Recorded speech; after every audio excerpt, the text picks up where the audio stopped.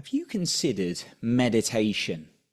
Well, today I want to share a little bit of guidance about my experience into meditation, how I meditate, some ideas, and the benefits as well.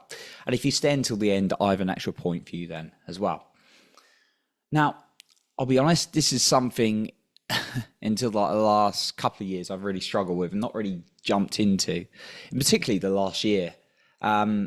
And meditation is always one of those tools I've seen in like sort of the personal growth space. Went to like Tony Robbins seminars and all these other seminars, and I'm like, oh, they're talking about meditation. Maybe I should do more of it. And it's just never something that I installed inside myself until I particularly worked with more and more people in this space recently, and from influence from them, I've been able to get more into meditation. I want to share my experience. I find it is, for me personally, quite a strong masculine practice. Now, people might think of like women meditating, or these guys on or all sorts of people like obviously meditate. You might think of kind of the typical like monk sort of meditating, and for me, it can be anyone who meditates, right? There's all kinds of stereotypes around it.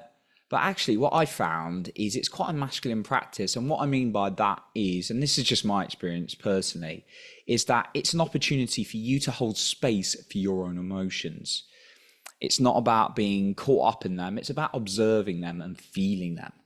And that's a really healthy, strong hold in terms of a good masculine practice for you to be with your emotions, but not getting caught up on them.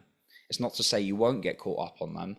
It's that opportunity to observe them and then feel them as well. And if you can't do that from yourself, it's probably going to be a challenge with other people as well. So here is my little bit of guidance around meditation, because that's kind of the benefit, is it really creates that strong emotional base for you to be able to sit with you. Yeah, it's like, how do you do it, right? So I would just, first of all, get some kind of practice, get some kind of routine.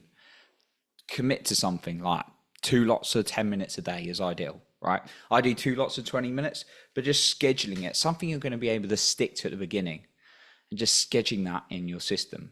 The second one is just start with observing your breath. It's a nice and simple one, and you can count your breath, and then anytime you get distracted, you can come back to the breath.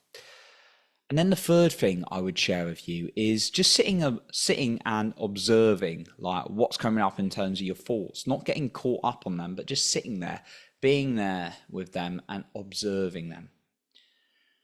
I've got a final point I want to share with you as well on meditation. I want to mention again, though, that if you want to connect with me more on social media, you can find my links in the show notes below.